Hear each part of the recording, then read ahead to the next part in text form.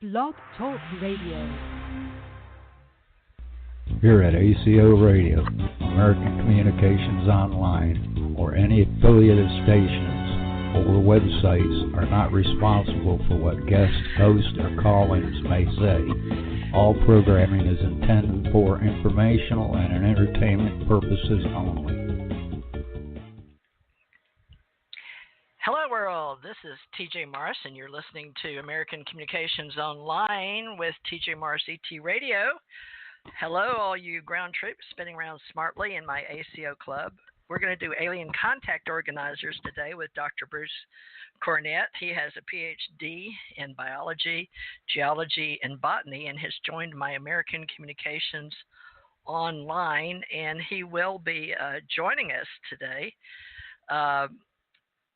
He is going to assist us in our groups that are free in social media on Facebook, and he's never been a producer before, so I'm going to ask to you bear with us while he learns to co-produce with me and how we do our networking and our social networking with various people, including Janet Carroll Lesson, who says, Margaret Rogers Van Coop's husband, Steve Van Coop's, passed away last night, Arizona time, 11 p.m., so please send thoughts and prayers. He visited her and knocked a bunch of clothes off the rack for Sasha. I guess Janet has dead people visit her, so she's quite the near-death experiencer and psychic level person that sees dead people.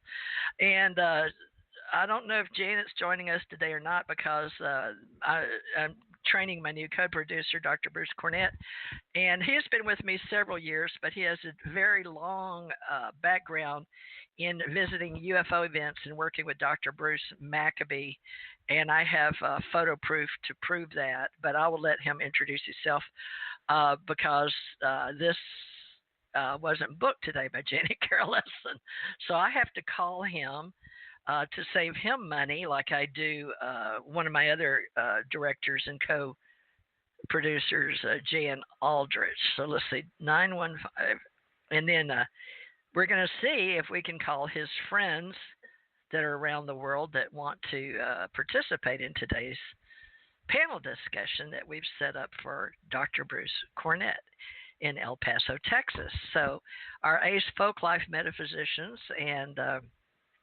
we have human behavioral biology, chaos, and reductionism for the next segment. Okay, let's see. Dial. Why am I dialing Janet Carroll Lesson? That's interesting. Okay, hold on, folks. That's Janet Carroll Lesson calling in. Okay, very interesting. We're going to learn how to do this. Dial. Is that the proper number, and why is it not dialing? Okay, folks, we have been doing this for many years. Don't get me wrong. I started TJ Morris ET Radio, however, as a company. 228. Oh, okay. Do I have the right number? Oh, I wrote it down wrong. Okay. Okay, I got it. Bruce. If you can hear me on Skype, let's see if this gets him. It helps to have a right digit in numerology. Let's see. Hello. Oh, good. Hi, is this Dr. Bruce Cornet, PhD with biology, geology, and botany? Yes. Hi, American Communications Online here in the United States of America, and you are really in human form, I'm finding out, and you are in El Paso, Texas. Is that correct? Right. I mean, you sound as if I'm making this stuff up, right? Well, I had trouble. I mean, I know there's all this fake news out there, but I'm not fake. I can pinch myself, okay? Okay. Well, we'll just have to take your word on that because this is audio only. We can't see you. This is radio, but this is terrestrial radio and telestial radio. We're assuming. But thank you, Dr. Bruce. Now, if you don't mind, before we get started with to see how you and I work together on the planet in 3D, three-dimensional is probably the hardest thing I do, and making it come into fruition as a motivator and a manifester is a lot of fun. So we're going to play together today, folks, with ACE Folklife metaphysicians. And Dr. Bruce, would you consider yourself with the academia world embarrassed that you're associating with my ACE Folklife metaphysicians or not? Oh, I've made that transition a long time ago. Oh, good. You don't have to worry about that.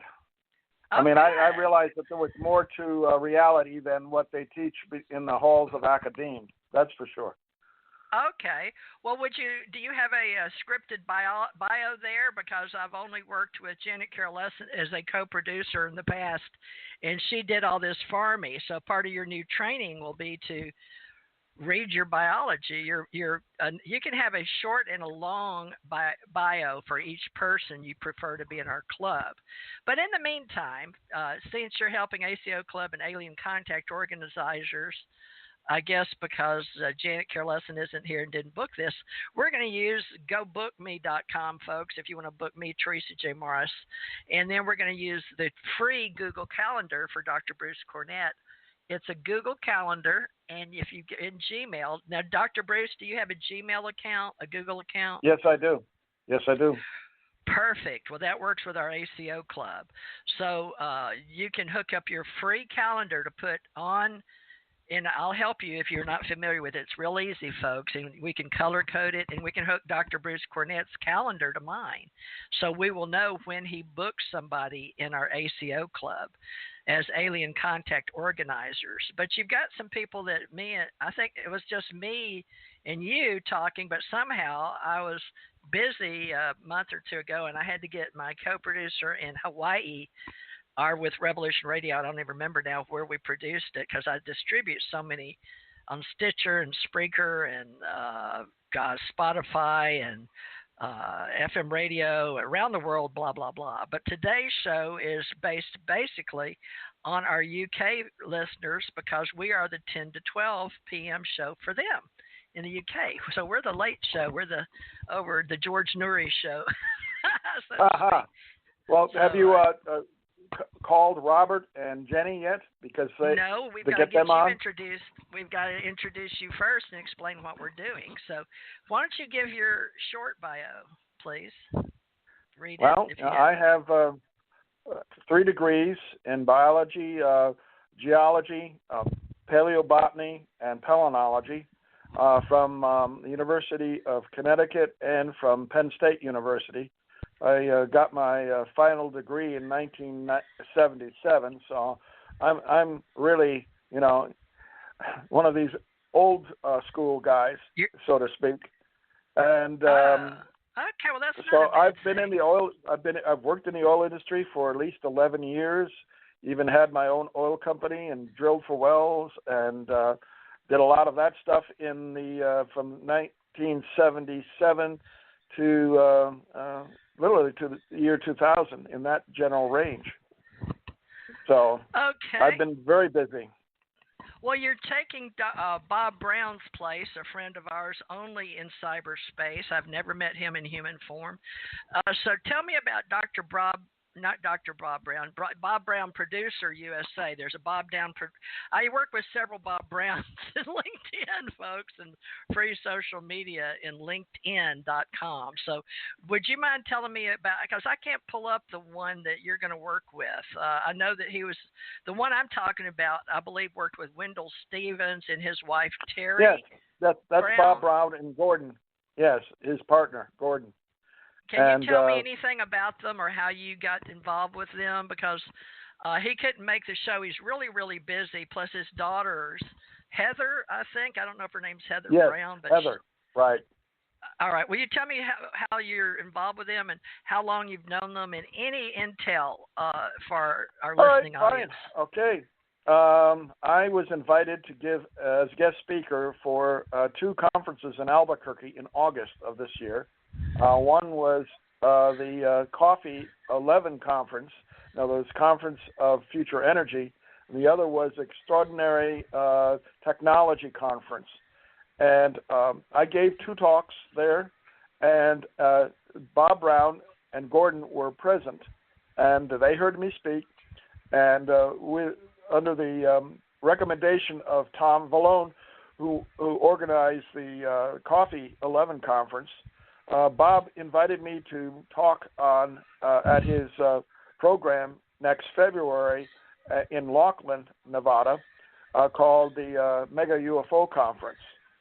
And so I'm scheduled to be at that week-long conference starting on the 15th of February and ending on the 22nd. And I have 2 talks that I'll be giving on very different subjects. Congratulations. I understand he is an old-timer. Like you said, you're the old guys in our UFO Association or Alien Contact organizers for events. And I run an ACO event manager group, folks, that are for professionals, such as Dr. Bruce Cornet, as his colleague Bob Brown. And I didn't catch the other names very well, so I can't pronounce them. So, Dr. Bruce, tell me about this Laughlin MegaCon, our Laughlin UFO MegaCon. He sent me a banner of not a banner. He sent me what is that called? A poster? A poster? Yeah, just an advertisement. Right. Oh. An advertisement. Well, tell me what basically. you need me to do tell me how I can help you and Bob Brown with that poster and where you want me to place it. There are links to his website for the Mega UFO Conference. And also links, if you Google the various people, you go to the presenters on his website, you can see images and short bios of the various speakers. And if you look for my name, you'll get an actual video presentation by me with Chris Matthews, who is running his video advertisements. And I talk about the subject matter of my 2 talks. And so you really just need to do UFO Mega Conference and Laughlin, Nevada, and you'll pull that information up. And it's readily available. Wonderful. Now, how are you going to help me with American Communications Online? Because what does all this Laughlin UFO MegaCon stuff fall under? Is it Alien Contact or is it UFO Association and mine and your club, ACO club? Are you going to divide them? It's a large umbrella. It covers everything from sightings to technology. I mean, we have Tom Vallone speaking there also, and he's going to be talking about technology. And we have Barbara Lamb, for example. She's a hypnotherapist who delves into recovering abduction memories from people who think they've been abducted.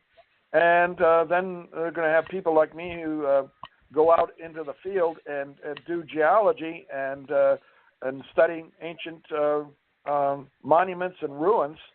There are quite a few people. In fact, Forster is going to be there. Oh my goodness! I just have to grab the information on all of the different people. Okay.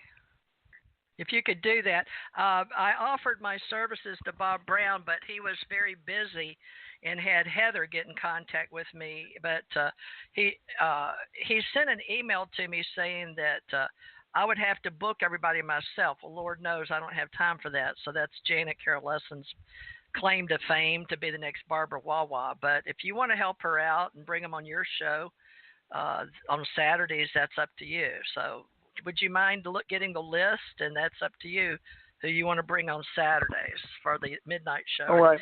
The late show in UK. We're all over the world. What date though? You know, there are a lot of Saturdays in the year. You're the only one that books Saturday. Okay, very good. I'm not letting Janet right now. Okay. I'd like you to start with Brad Olson, if you don't mind, unless Janet did book him. I asked Janet to book Brad Olson because I already knew him, and he's worked with me before, and I promoted him in years past. And there was another speaker I don't know, so you'd have to call them out. But do you see any of them you know personally that you can just say, okay, I want to book you on the 4 to 6 or the 8 to 10 on Saturday? You know anybody besides Brad? Oh, I know a lot of people that are on Facebook that I could ask to be on our show. Okay. One person in particular, I heard her interviewed on Revolution Radio on Robert Morningstar's program about 4 days ago, and it was on this woman that lives in Milwaukee, and she is has had an enormous amount of contact with the shadow government and all of the things that go on with them with relative to abductions and ETs. So she would definitely be somebody I would like to have on board. And also there are other people that I know that I've talked to and actually been on shows with that I can contact too. So there's a whole range of subjects. Okay, well, you sound like you're off and running then for 2020. Folks, we welcome Dr. Bruce Cornet. That's known me the last few years. We have recordings on him. You can find them on TJ Marsh ET Radio, Revolution.radio. He's on Spreaker for sure. You can go to Spreaker.com, put in probably my name, Theresa J. Morris, or TJ Marsh Radio, to find Dr. Bruce Cornet in the past. I'll just have to go find I have to do research like everybody else to find my archives because they're so vast, because we've been doing this since June 2012. Now, also, Janet broke off from me in our ACO club to run her Aquarian Radio, but she's actually been booking people that she chooses and built up her Aquarian Radio archives. And now each person, because of YouTube, everybody's following their own YouTube for audio and video, or you can put a picture up like we're going to do today for ACO Club. And we have the ACO Press Club, but I'm a senior member of the Society for Professional Journalists, spj.org. So I prefer to go from more of a professional journalist, but not everybody does that or has the credentials or chooses to do that. But I also have UFO Association, and I had that with Stanton T. Friedman, Dr. Or is it just George Filer? George Filer was an Air Force George person. Filer, right.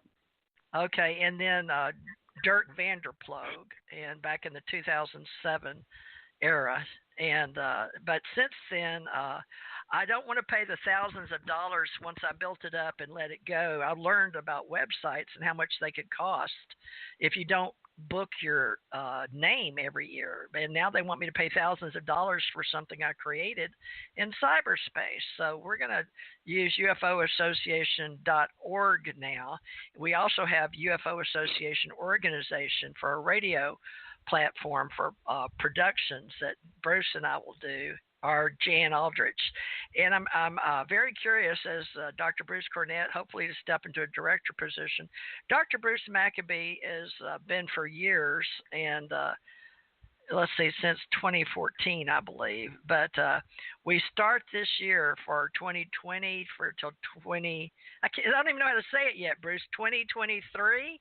Is that right or no? Is it 2023? Yeah, it would be right? 2023 if it goes that far. I just sent you a link to the UFO Mega Conference. You can put it on your webpage right now if you go check your email. All right. Thank you. Yeah, if you have to tell me in cyberspace, folks, I'm like everybody else in 3D form. I have to learn as I go. So what Dr. Bruce did was he just contacted me while he's on the radio by the email, which hopefully you guys were promoting Google as what we do and who we do it with. It's free if you'd like to have a Google account. My company is American Communications Online. This is Dr. Bruce Cornet. and he is promoting 2020 Laughlin UFO Mega Conference on YouTube. Now, if you will form you a free Gmail, you can play with us, and we will teach you how to book me. You can bookme.com is the name, and my name is Theresa J. Morris. And Dr. Bruce Cornet has the ACO Club, and he's booking Saturday. Whoa, it came on. Chris Matthews. Okay, let's see. Control C. So, okay, so I guess this gentleman you said I've never heard of before, Chris Matthews. I'm going to see if I can. Yeah, he works for Bob Brown. Oh, full time? And Heather. Yeah. Yep, full time. Oh, Heather does. Is Heather a producer? She's actually a real estate a realtor, and she does this on the side. Oh, how sweet. Okay, so that must be why she was helping her father, and she probably didn't know me, and I'd never responded to her because I don't think, or if I did, it was a short email. Because I didn't know her, and I didn't know if she had her father's permission because she wasn't in my Rolodex, so to speak. So, folks, if you're not on the radar, don't expect to hear from me. Dr. Bruce can tell you that. You're going to have a very hard time getting in contact with me.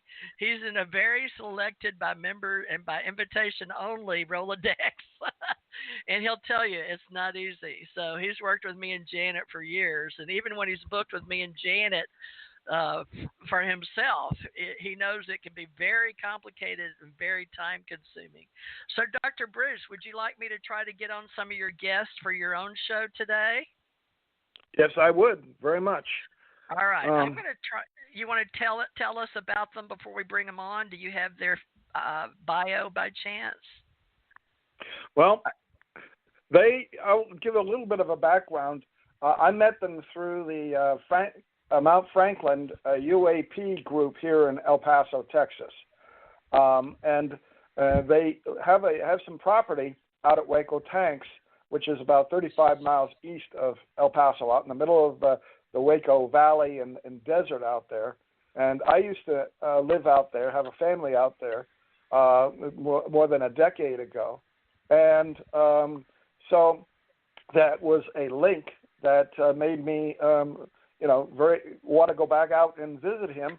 And I did, and we became friends. And Robert is a trucker.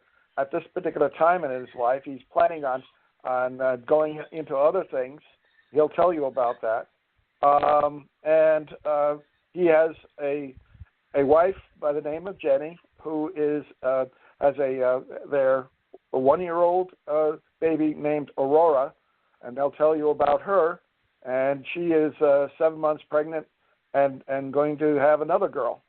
And so they are building a family right now. But it wasn't until about 4 years ago. He'll fill you in that something major happened in their lives, and it changed their whole perspective on extraterrestrials. Up until that point, they weren't interested in UFOs or alien abductions. They'd heard about them, but it was only then when they started having kids that they realized that. And were told by the ETs that their children are special children. They're what we generally could call star children. They have had their DNA tweaked, improved, so to speak, and Robert will inform you about what he's been told on this and what is happening to the human race and what the ETs are doing to us in order to bring us up to their level of evolution, so to speak. So this is they were on the cusp of new knowledge about where we are headed, and it's totally independent of the government, and you don't have to worry about what the government knows because you listen to all of the people who have been made contact with these non-humans, and they will tell you what is going on. So that's what I'm hoping to have Robert and Jenny bring you up to speed on. Okay, and I've put your well-made UFO MegaCon conference by Bruce Matthews, YouTube, and No, Chris I Matthews. guess Chris Matthews. All right, Chris Matthews. So there you go, Chris. I hope you enjoy working with Dr. Bruce Cornet as a friend of mine for years, and he's known Dr. Bruce Maccabee of our ACO club, but I've taken everything down over the years, basically the cost and expense of archiving. But I do my own archive promotions now, as I said, on Spreaker, Spotify, Stitcher, many other places with TJ Mars ET Radio.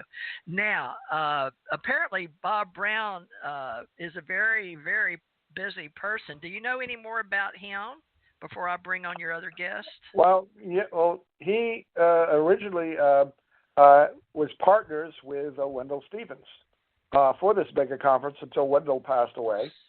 And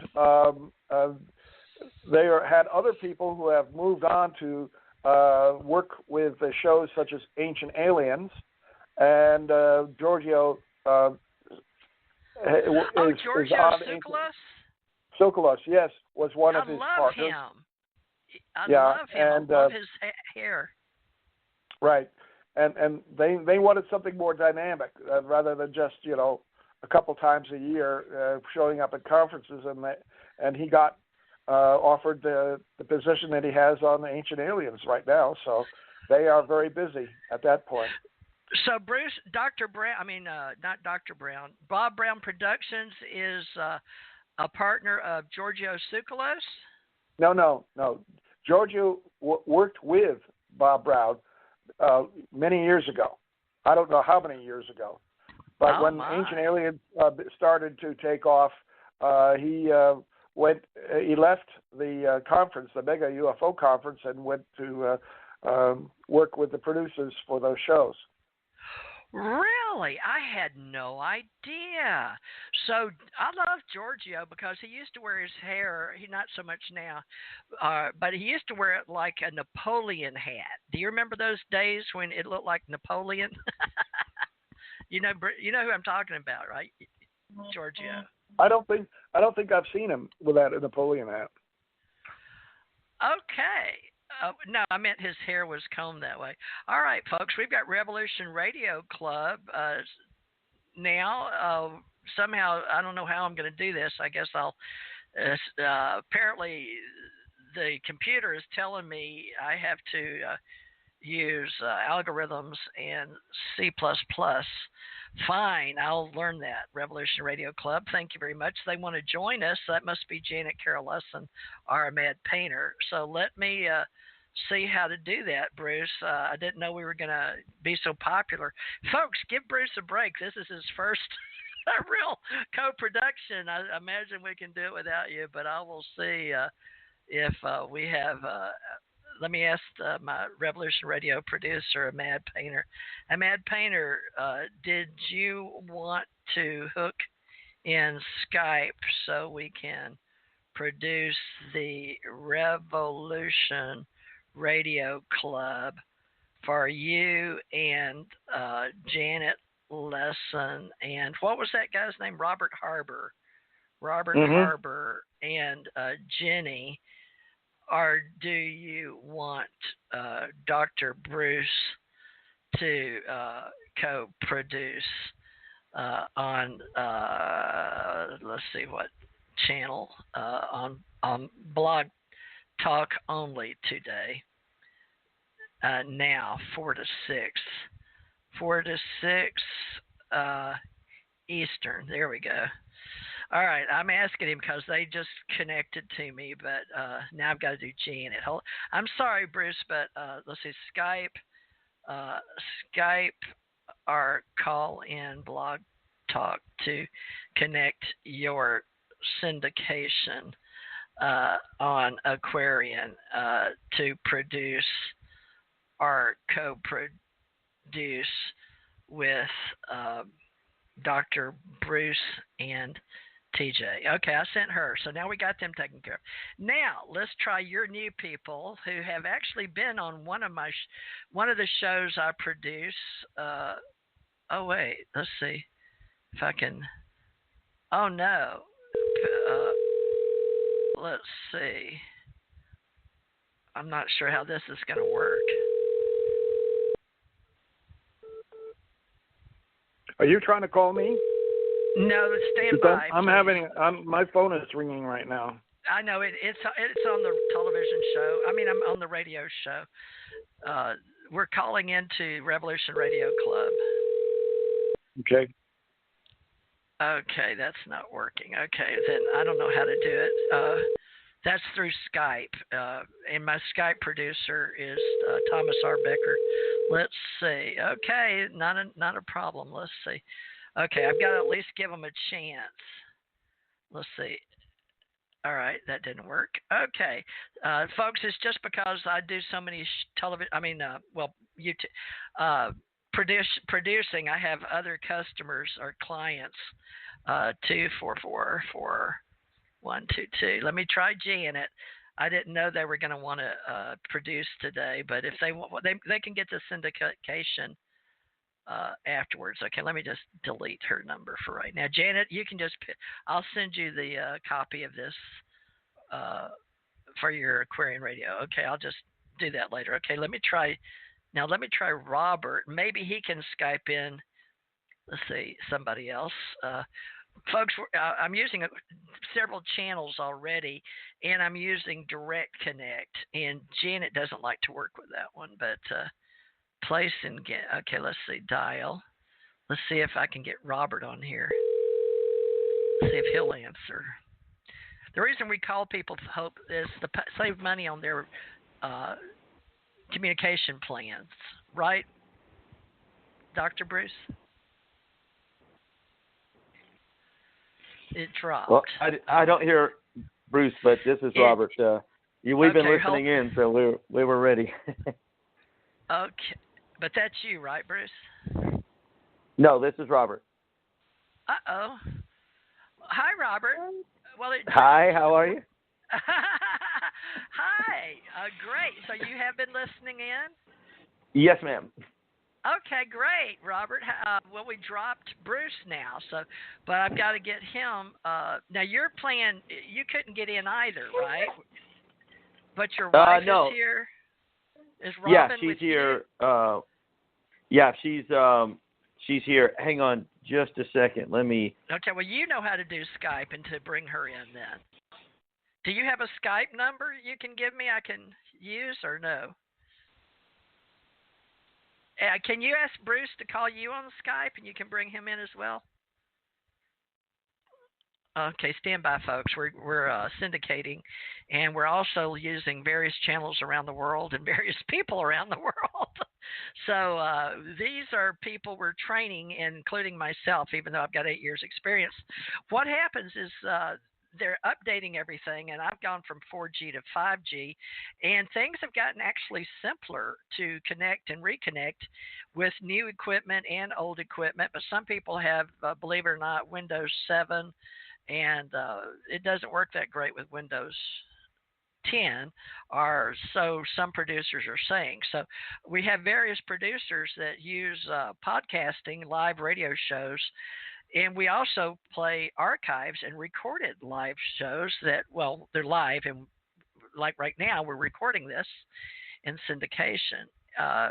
Are you still here, Robert? Robert is learning to... Well, he's still here, but I guess he wants to introduce Jenny Vasquez-Harbor, his other half, and they're in different parts of the world, but I'm not sure where. So stand by in Radio Land.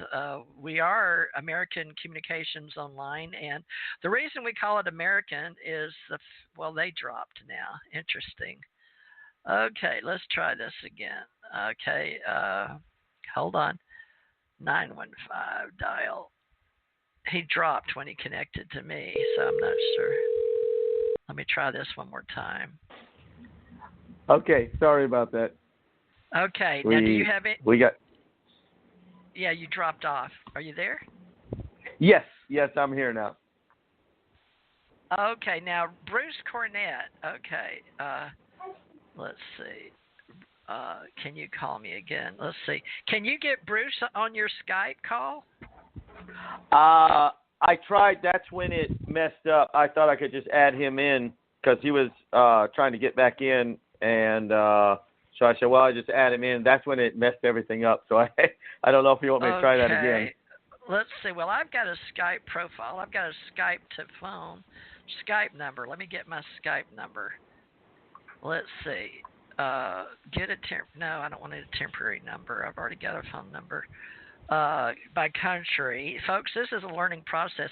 All right, this isn't, let's see. We're going to do a Skype show later, Robert, I think. But okay. Let me I don't know, if I get you on, maybe Robert, try, let's see. I tell you what, I'm either called to call you or Bruce, but apparently, let's see. I've got you. Well, Robert, talk about you for a minute, and I will tell us a little about you, and then I will try to call him back again. But tell me a little about you. Okay.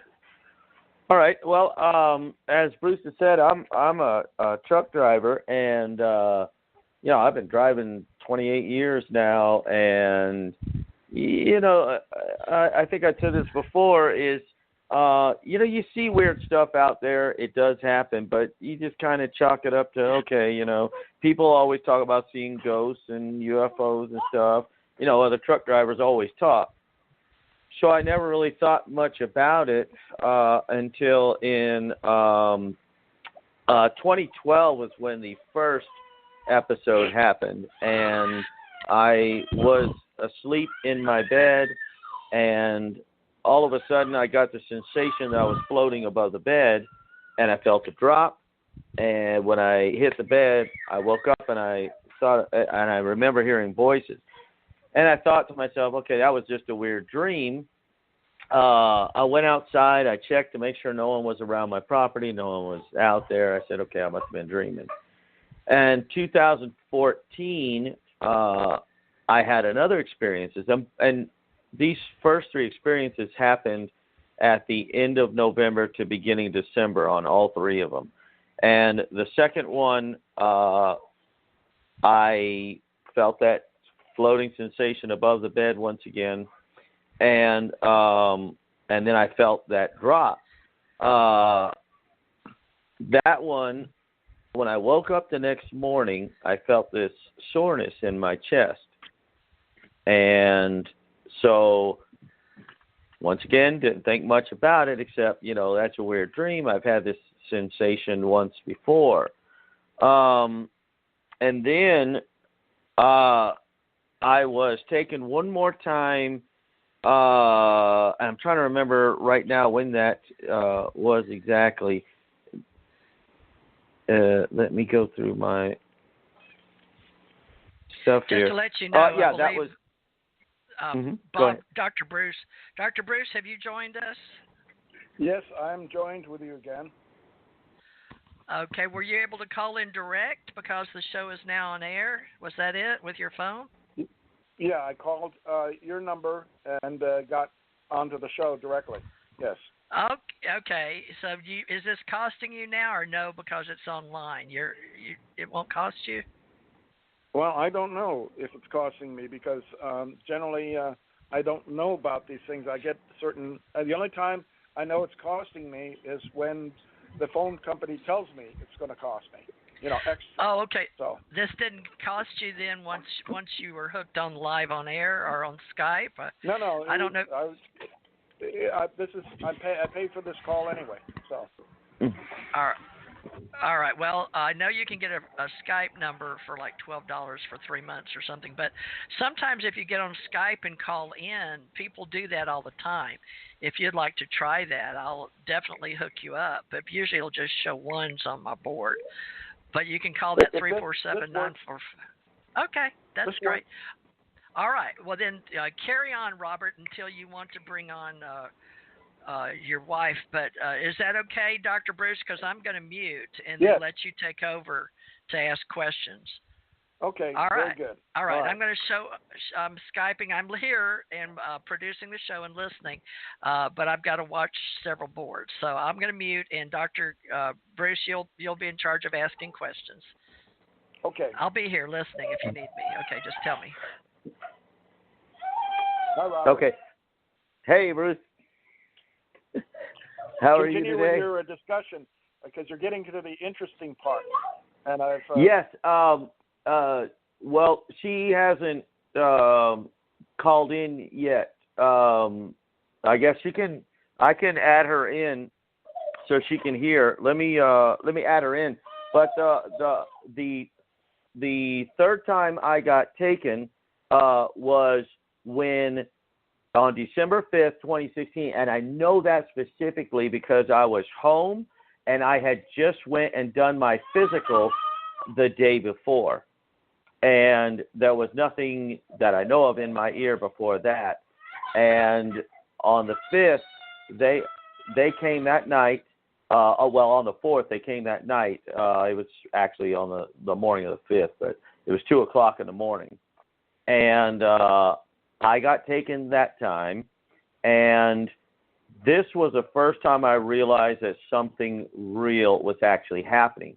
Because normally when they would bring me back and drop me off, they would just drop me on the bed from about 2 feet up. And I would later learn through regressions with Dr. Joe Lewis and Barbara Lamb, both of them I've done regressions with, that they were dropping me for a reason, to try to wake me up to see what was happening. But in this particular incident is on December 5th of 2016 was where they dropped me and I landed on one of our dogs. Now, we have 2 little Chihuahuas and a German Shepherd. And I landed on the little white Chihuahua, and she let out a yelp. I'm telling you, it woke everybody up in the house when I landed on her. And so I sat there the whole night trying to just come to terms with what was really going on. I mean, I the only memory at that point before I had started doing regressions was the floating above the bed, being dropped, and hearing voices. And then I would have soreness in different parts of my body. And, you know, the first one was in my chest, right there at the bottom of the sternum where it's a little bone, it's called the xiphoid process is. And they grafted something right to the xiphoid process. And then I have one in each ear. So you call these implants? Well, I mean, that's the general term for them is implants because, I mean, they're implanted in your body. Most people that have them, that's what they would call them, would be implant. I don't know if there's any other term for them, but yeah, as far as I know, everyone calls them implants. So, and they are implanted into the body, usually subcutaneous or you know, through the ear like mine were. My other 2 were. But I also have 2 behind the eyes that I want to do a regression with Joe Lewis. Hopefully this holiday season, if we got time to get together, I'm going to try to get together with him and do a regression and see if we can get more information about the implants behind the eyes. But yeah, we've gone from both of us, Jenny and I. We didn't believe in this. We didn't understand any of it. We didn't know that this stuff was really real, to becoming well, full-on believers now. So. Well, that's very interesting. And has anything similar happened to Jenny? Well, she, before we ever got together, she remembered being taken and dropped on the couch, but she was the same way. And it's probably better to let her tell that story because she knows better than me what happened. But she would get dropped onto the bed or the couch, wherever she was laying at the time. But yes, you know, when it came to her getting pregnant, that is a whole story in itself. Number one, she was not able to get pregnant before this. And then all of a sudden, we started getting visitations from the tall grays, and they were telling us that she was going to get pregnant and that we were going to have a baby, and the baby was going to be special. And then later on, and this happened over a period of about a week and a half before she conceived. Then they started telling us that our baby was going to be a hybrid. Well, I didn't know what a hybrid was. I had no information or clue or anything about a hybrid. And that's what led me to Barbara Lamb. And Joe Lewis and Barbara Lamb knew each other, so Joe Lewis said that, when we found out that she was going to have a hybrid, he said that would be the best person to talk to. She is the authority on hybrids as far as I know, and everything. She's done so much research on hybrids, and she is an authority on that. Yes, yeah. In fact, her most famous book, which she co-authored with Miguel Mendonça, was Meet the Hybrids. And I always tell people about that. If you want to know what the hybridization program is about, read her book.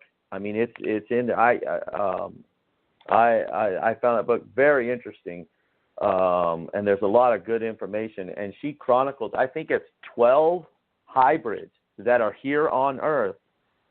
She chronicles 12 of them and their stories. What I find interesting, Robert, is that Barbara lives in California, and Dr. Lewis lives in El Paso. And yes. How did you get to both of them back and forth? You told me that your trucking routes would take you through to those places, and you scheduled your trucking jobs so that you could go to meet with Barbara, correct? Correct. Yes. Anytime I'm here in El Paso, I'll meet with Joe Lewis when I'm ready to do a hypnotherapy session, and when he's got time. Now, he's a very busy man, also, and so trying to schedule it, with me never knowing when I'll be in town, is kind of difficult, to match up both of our schedules. But we do try to schedule sessions, and then anytime I have time on a load or after a load, and I'm going to be either in L.A. or San Diego, I'll go down and meet with Barbara Lamb in San Diego, because it's only a couple hours drive from L.A. to San Diego. So I'll take the time and spend the fuel just to go down to San Diego to meet with her, because that's how important it is now. I mean, like I said, you could have asked me this years ago, and I would have said, I didn't believe in any of this, and I wouldn't have seen the importance in it. But now that I'm understanding more of what's going on, I realize just how crucial. There's actually 3 people that are very crucial in my understanding of this, and that's Annie Getchman, Joe Lewis, and Barbara Lamb. Those 3 are just, they have opened my eyes so much. And that's why I always mention Joe Lewis with one L. I don't know why I did that on the first show. It's one L at the end, by the way. That's a little joke between me and him. I know how to spell his name, and I screwed up the first time. And what's sad is I had his book right in front of me when I spelled his name last, but it's Lewels, one L on the end. But anyway, Lewel. I still don't get it. Yeah, one L. Lels on the end. Yeah. Lewes as in Sam. S as in Sam. Okay, now I got it. All right. Well, yeah. Bruce is doing a good job keeping you on target, so we'll train each other to help keep people on target. But you have some good topics today, and I've put that Janet Carolson and Dr. Bruce Cornet, PhD, like to share how the extraterrestrial presence has shaped our lives, why the hybridization program is important for humanity. Now, wasn't there a third topic I'm looking to see? Do aliens mean extraterrestrials also? in a good and evil dualistic culture. That's interesting. And do ET aliens, divine beings, have to use implants on us? So that was it. Implants and how those implants help us. Well, that's a good conversation. Do they help us or not? But is that something you and Jenny, because Jenny's very pro like me. She's like a ET believer, I believe. I really liked her energy last time. So are you going to be able to bring her on? Yes. Oh, Janet. Okay, hold on, Robert. Janet Carolesson is going to syndicate. Janet Carolesson, is that you?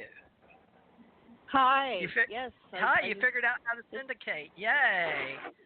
All right, I'm not syndicating. I'll record and download later, and upload later. Yeah, but I will put it out to my network. So what's going on? What are we doing today? Dr. Bruce Cornet is introducing our ACO club to the world through Patreon for me, and he got Robert to join and they're suggesting some ideas. Since Dr. Brown, I wonder, there must be a Dr. Brown in the world.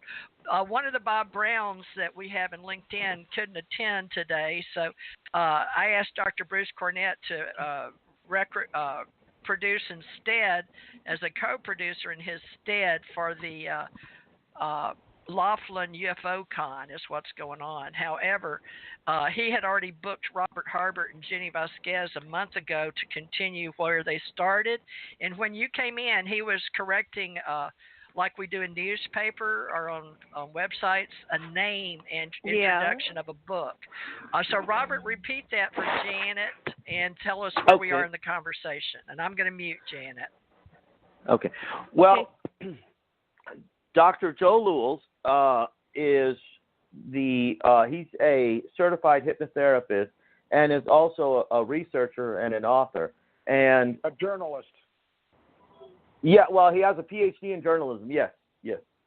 But he's just a fantastic individual. And I tell you what, the reason I mentioned his book the first time was because when I read Rulers of the Earth, which is his second book, and I was telling Bruce, make sure you read the God Hypothesis first.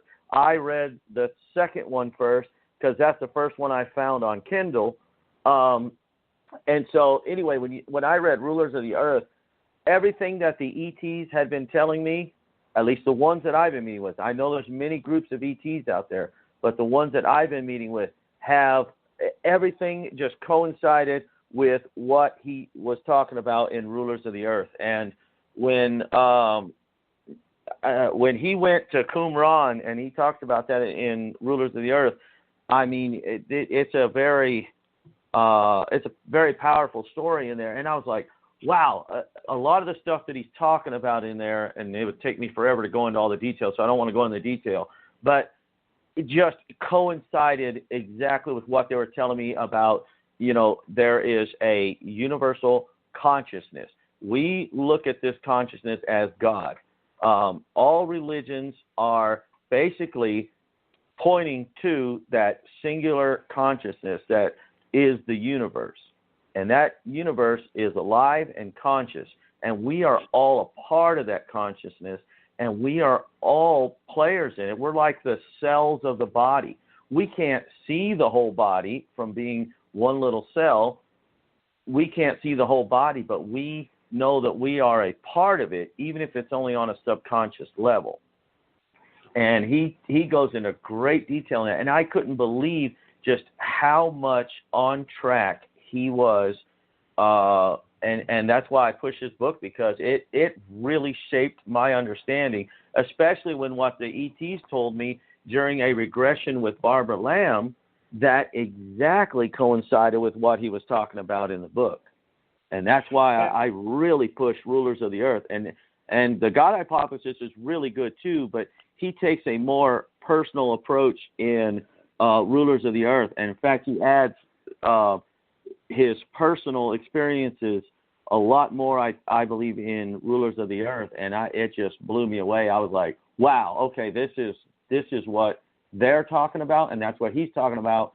I mean, he's on track. He's definitely, he's got a good understanding of this. Well, Robert, the God Hypothesis, he published first in 1995. That's a Correct. long time ago. That's 24 years ago. This is the thing. Yep. Then Go ahead. the Rulers of the Earth came out, I believe, in 2007, but he had a reprint of the God Hypothesis in 2005. So yes. He's very current right now with all of this information. In fact, when he wrote the God Hypothesis, I mean, everybody was still focused on the nuts and bolts aspect of it. So for him to be talking about that back then, was just, he had insight into this, and he talks about his experiences in both of those books, in fact. But, to be talking about the spiritual connection back in 1995, I wish I would have read it back in 1995 when he first wrote it, because maybe it would have shaped my understanding better when I started having the experiences. Also, my experiences with the spiritual realm and with the ET realm began after my late wife's death in 1991, and then in 92 to 94, I started having a lot of contact with the spiritual world and the ET world, and I was learning at that time what Dr. Lewis published in 95. And what is amazing is that it took me all the way up until around 2010 to be able to piece together everything that he has talked about in his books. Mm-hmm. Right. Yeah. Yeah. And what that little girl said too. Who is that in the background that's going to be on recording? That is our daughter Aurora, and she was over there saying "I love you." She is our hybrid child, and she is very exceptional. Oh my goodness, this girl knows how to make phone calls on the phone. She knows how to her speech is coming along. It's getting clearer and clearer, and she's gotten into saying she just started getting into saying sentences now, and she can say "I love you, Daddy," or Dada. She says "I love you, Dada." "I love you, Mama." And she is just exceptional. She's 1 year and 3 months, and she was born 2 months early. Wow. So, okay. Well, do you want to bring her up on your Skype or however you're connected into the interdimensional world here in cyberspace with American Communications Online? I think we're just through. Yeah, this is shown as a regular phone call. It didn't come through on the Skype for some reason. Oh, okay. Well, how are we hearing her? Is that because you haven't introduced Jenny yet, or where's the daughter?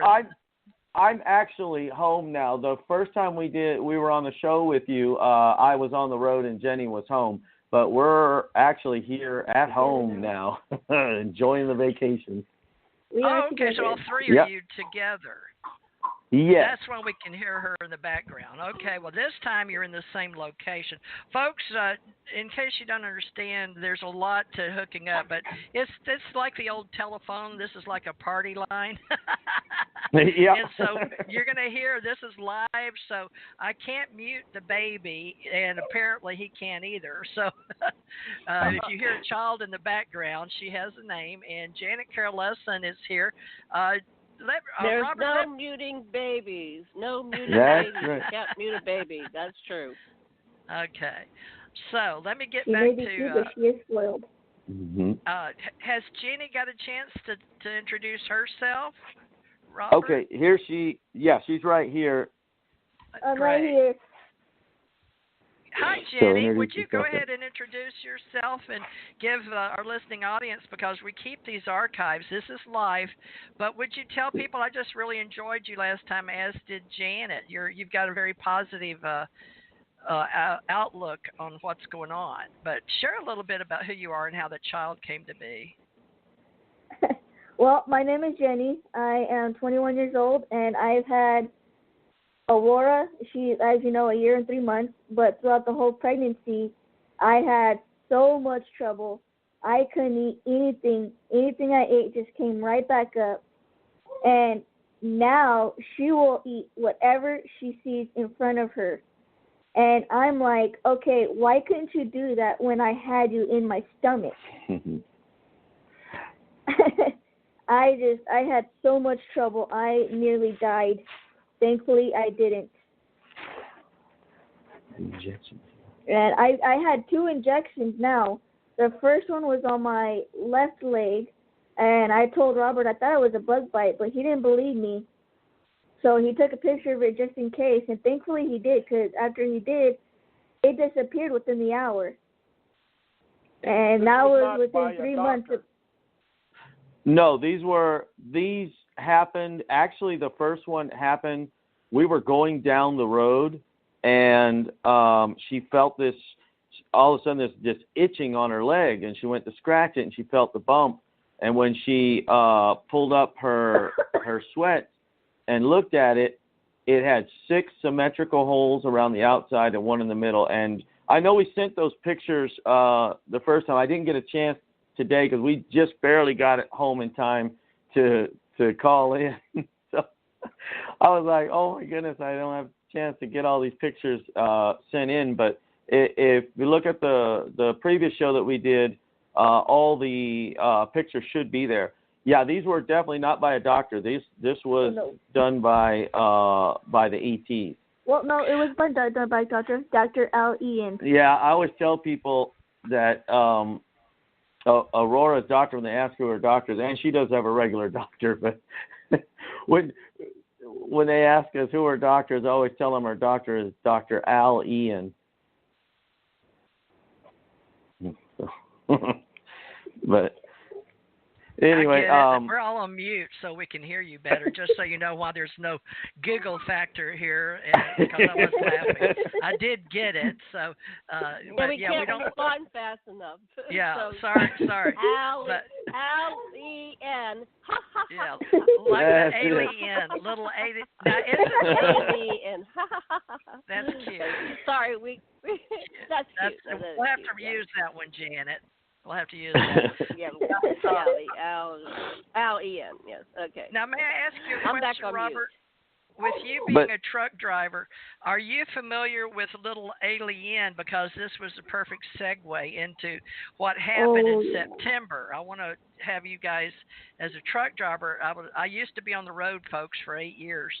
I went coast to coast, but I did travel Area 51 area, S4 in the back roads, and we had a lot of our truck drivers that we knew about toxins and things driving on base to burn things up, and then there was a class action suit. But anyway, we decided to have promote Alien, including me, on TheresaJMorris.com and some of my blogs and things like that. Little Alien, INN, is at 9631 Old Mill Road, Alamo, Nevada, 89001. Their phone number is 775-529-2515.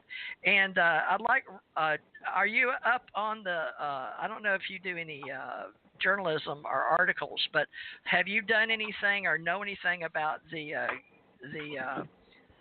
story that was bringing people around the world together at the Little Alien in the park and all of that in Nevada? Are you familiar with that story, since we're talking Little Alien? Yes, you're talking about the Storm Area 51 event? Yes, could you update people on that information, please? Anything you know about it, or just tell the story? Right.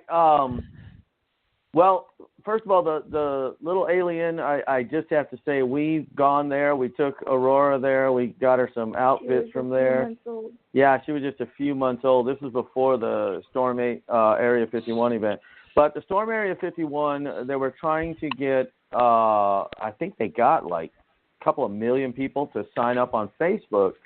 And I can't remember the guy's name right now offhand who started the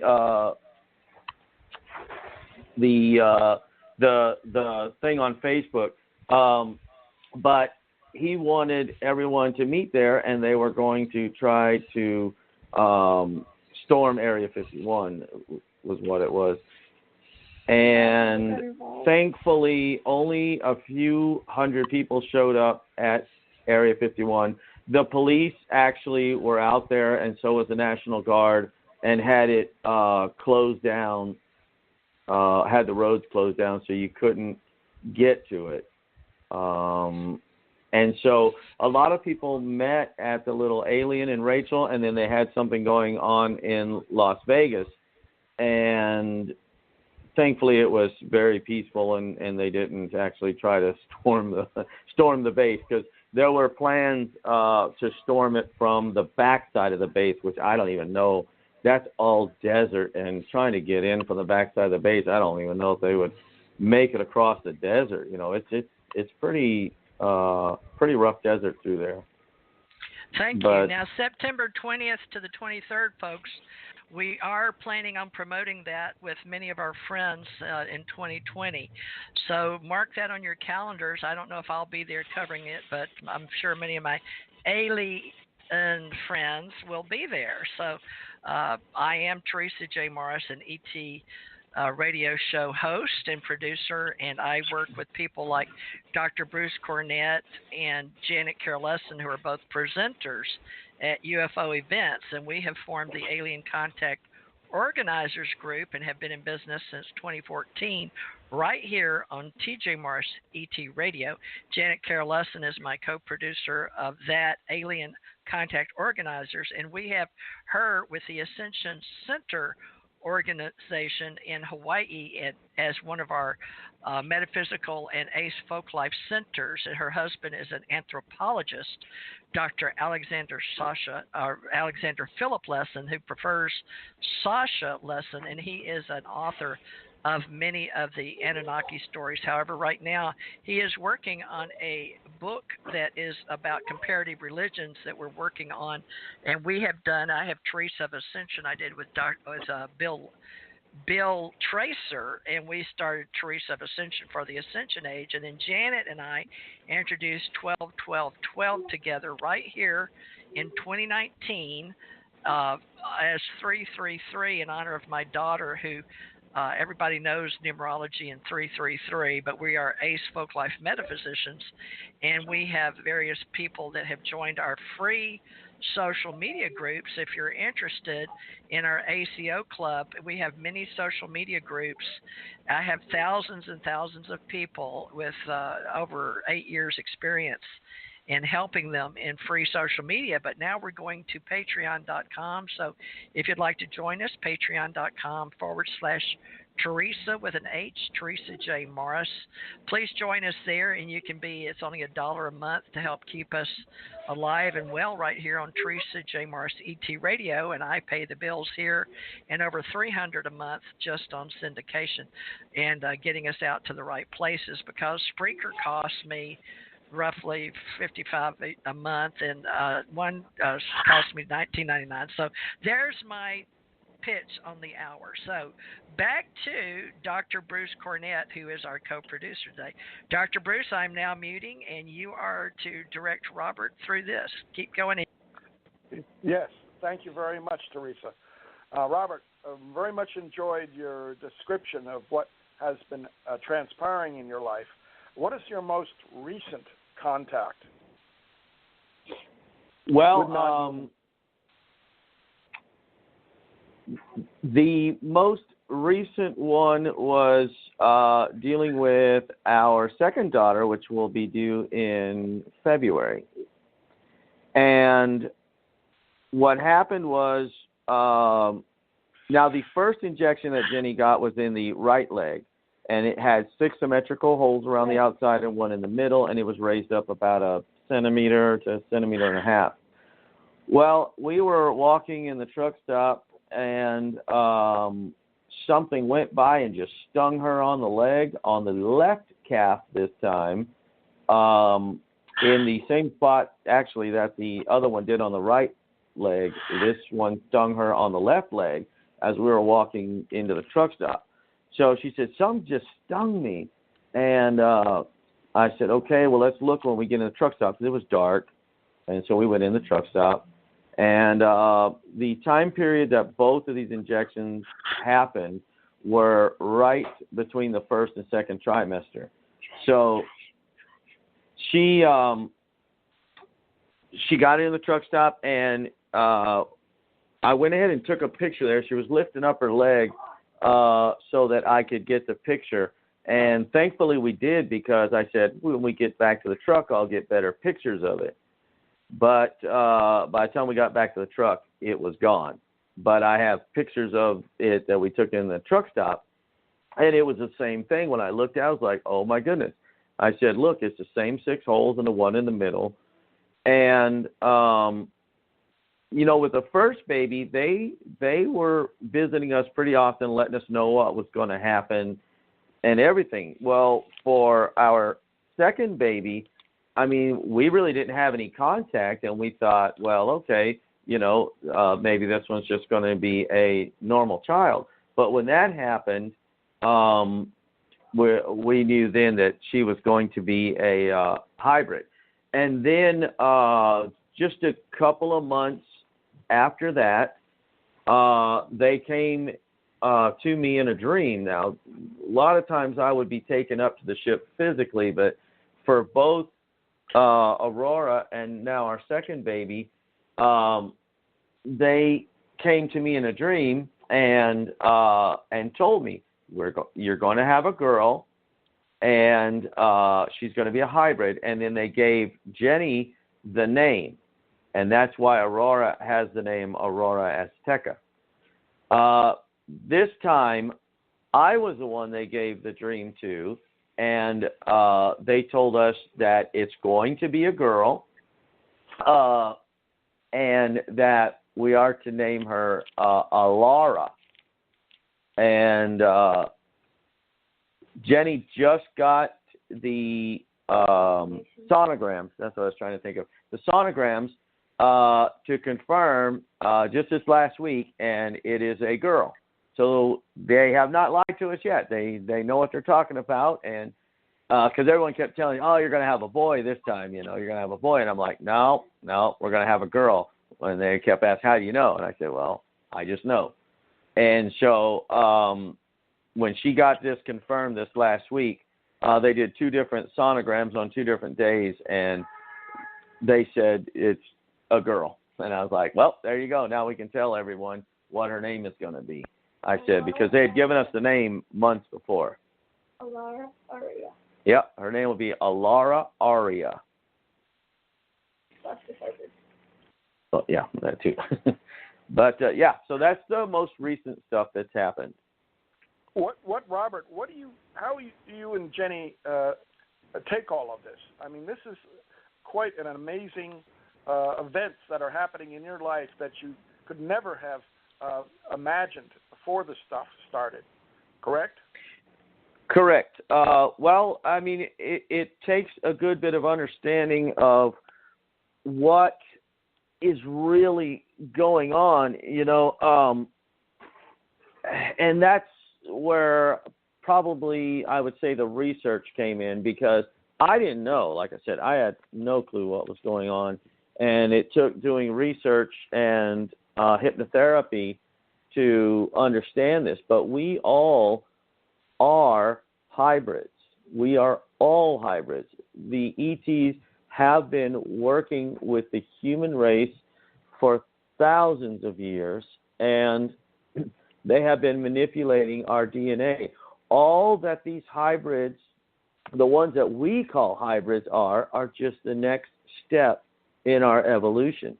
They're manipulating our DNA, and the point is to raise our consciousness, because everything's about consciousness. We are not conscious because we are alive. We are alive because we are conscious. Very good. Yes. I like that, Bruce. Exists. I like that, Bruce. Yes. Okay, yeah, back our on you. Consciousness exists independent of our physical being. And it's because we have consciousnness that we recognize our being. Yes. We are conscious beings, and we are just the physical world is just a creation of consciousness. That's all it is. And that's why a lot of people believe that this might be a holographic universe, which is probably an accurate description, but it's because this entire universe and everything in it was created by consciousness. Well, as you said earlier on in the program, you said that the ET said that there is an ultimate consciousness that we associate with the Creator God, correct? Yes. And that yes. the entire universe is conscious. Correct. So and we're just like the individual cells within this consciousness that we are part of a much greater being, not just ourselves. Like every cell within your body is a living entity in and of itself. And all the cells of our body work together to create our being, our physical being. Correct. And that is something that is still hard for some people to realize, that we are not just a single being. We are made up of trillions of individual living cells. Right. Now, Robert, together. Robert, I would like to invite you to be in our human behavioral biology group as an interdisciplinary type of realization and relevant background, because many of us are confused by human behavior and patterning and what we're relearning, and many of us aren't religionists, are scientists, are spiritual. I happen to prefer spiritual science as a metaphysician, but that's by choice with my ACO Folk Life group. And you may notice that in our logo with Dr. Bruce Cornet, with the Alien Contact Organizers with Janet Carol-Lessin. We have ACE Folk Life on the top, which was formed with Dr. Lessin in anthropology, but actually it was my logo back 2003 with my husband and my mother as T.J. Morris Publishing, and then we did folk festivals. So we tie into Washington, D.C. and the Smithsonian, and music. My first ministry was music ministry, so we also help musicians that are part of this. But I just wanted to say that, and I need to let Janet at least get 5 minutes on here. She doesn't have any typing or hammering in the background, so I guess she gave the roofers off today. But Janet, would you like to add anything about our ACO Ascension Center network or anything about websites that we have?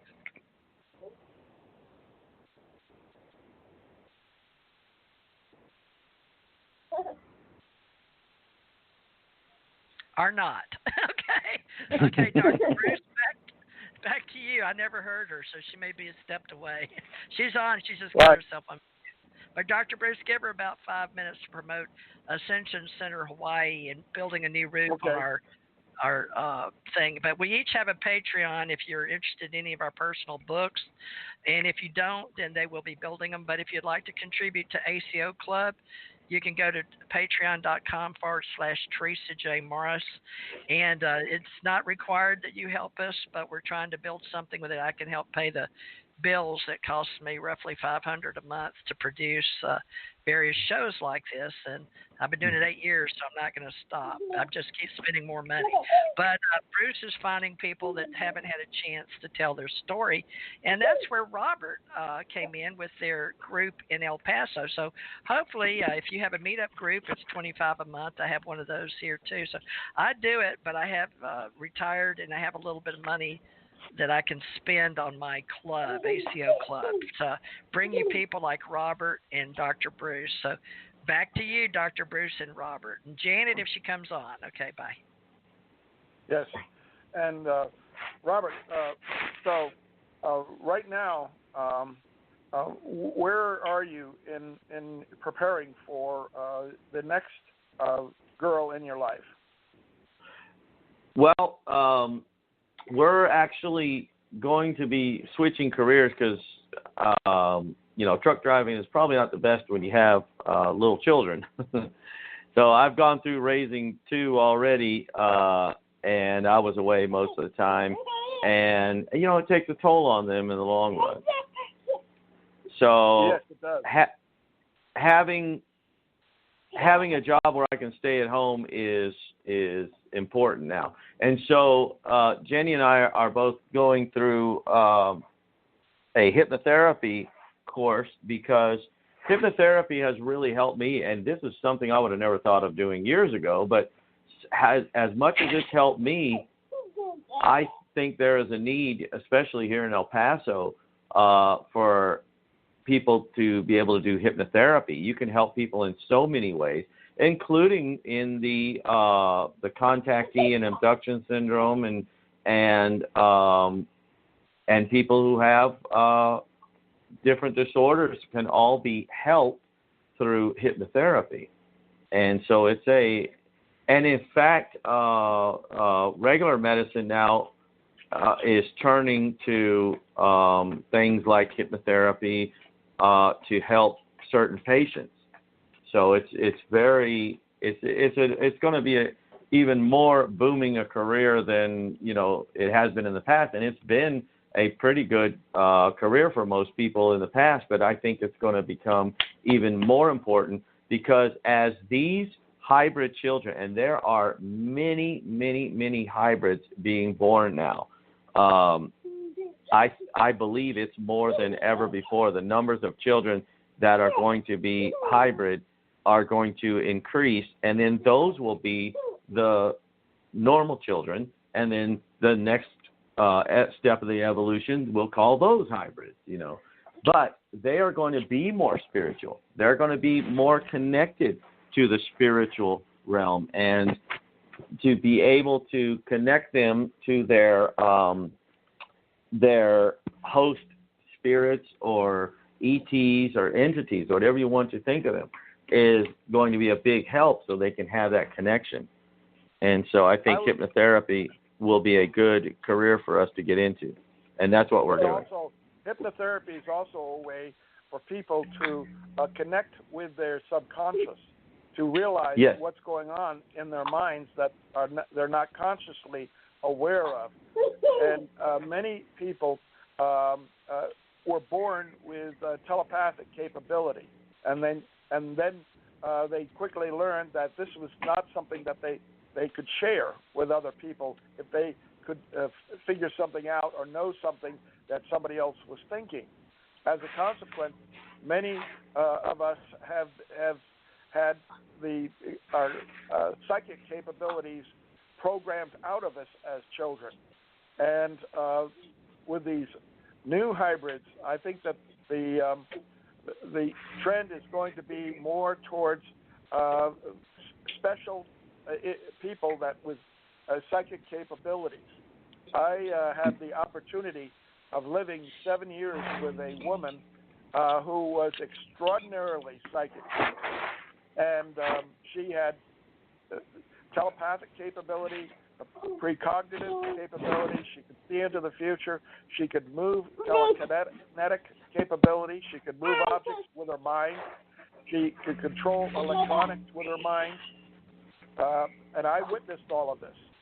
And that was my first exposure to this type of capability. I had never had that in my training within my college years.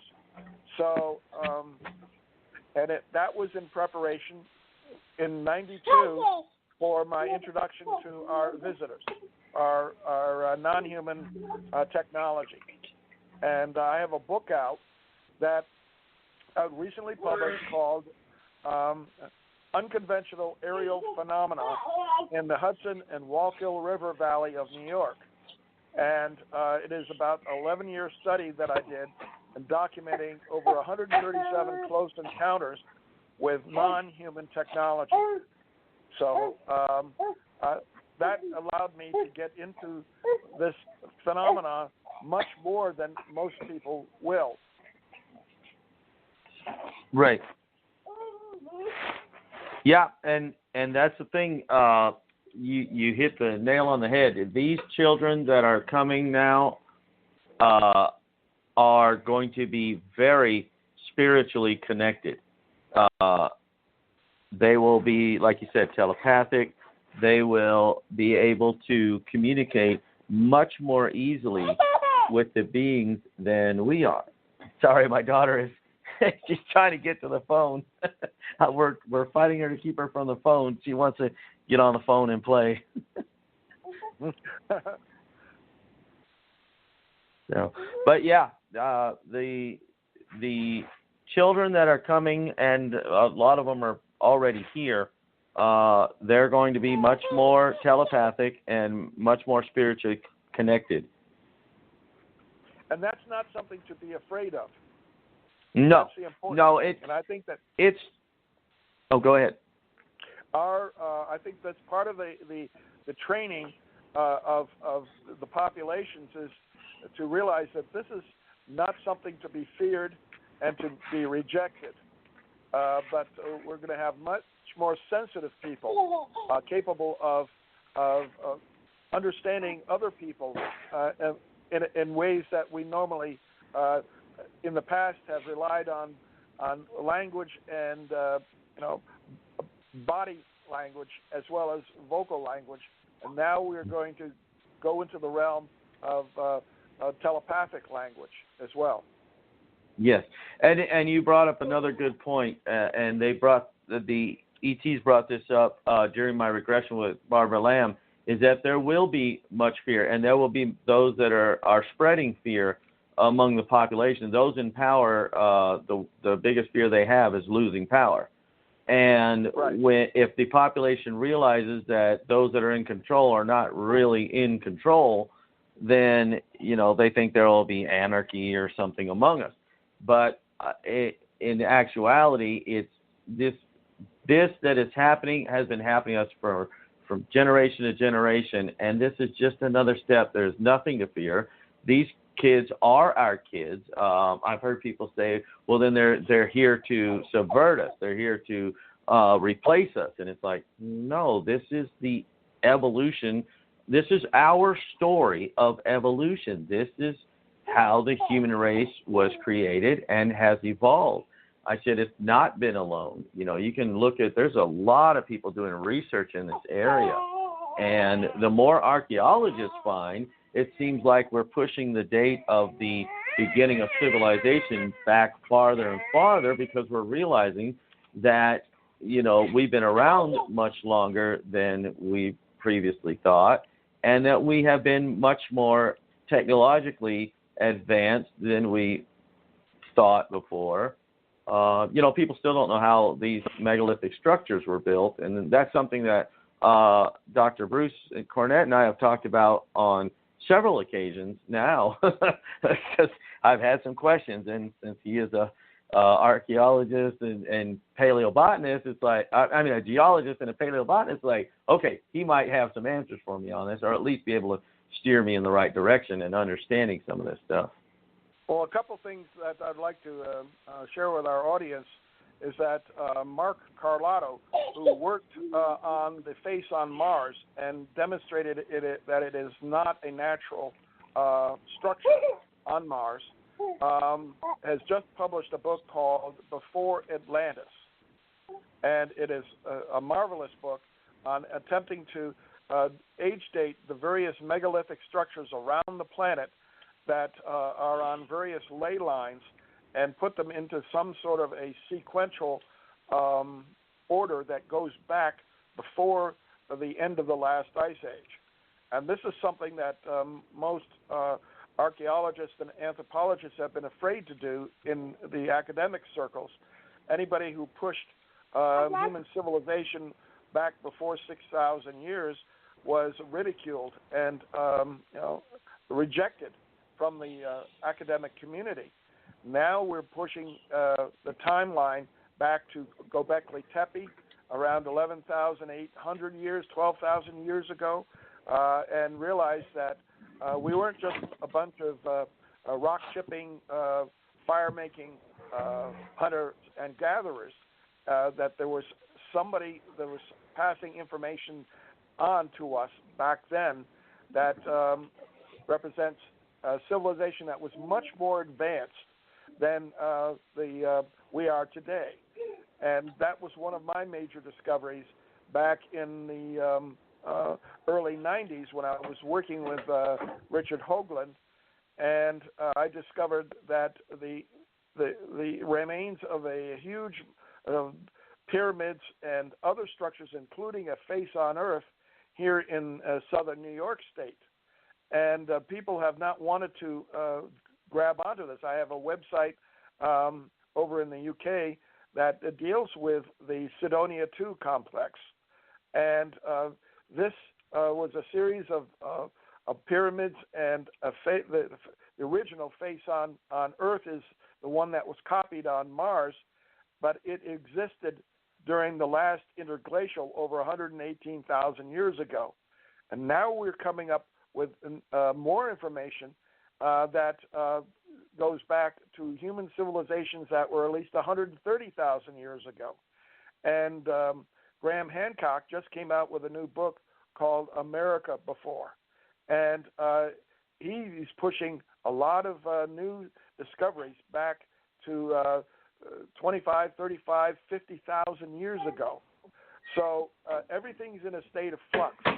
And the best thing I can say is hold on, make sure your seatbelt is securely fastened and your tray is in an upright position, because we're going to go on into a flight into the past that's going to seem like going into the future, and that there were advanced civilizations that existed on this earth long before Atlantis that were capable of space travel and building huge pyramids, not just on Earth, but also on the moon and on Mars. And this is all going to come out in the near future. Yeah. I really believe that because, well, you look at what NASA is telling us now on Mars, and I mean, the ETs haven't told me this, but through the research, I believe that, we were either on Mars before we were on Earth, or, as you said, they were here on Earth, we've been to Mars, and we've been back, because there's a lot of stuff coming out even from NASA, where they're talking about there is something like 31% more oxygen on Mars than they previously realized. And then, many people have researched the structures around the Cydonia Mensae area and done mathematical computations between those, and show that they show patterns. And there's so much I think that's going to be coming out in the near future, because the information is starting to get overwhelming for past civilizations that date back hundreds of thousands, if not millions of years. Correct. So, I believe that, we're going to find out within the next few years. And NASA even announced that within the next, 5 years, they will be able to announce life on Mars, whether past or present. Can I interject in here? Sure.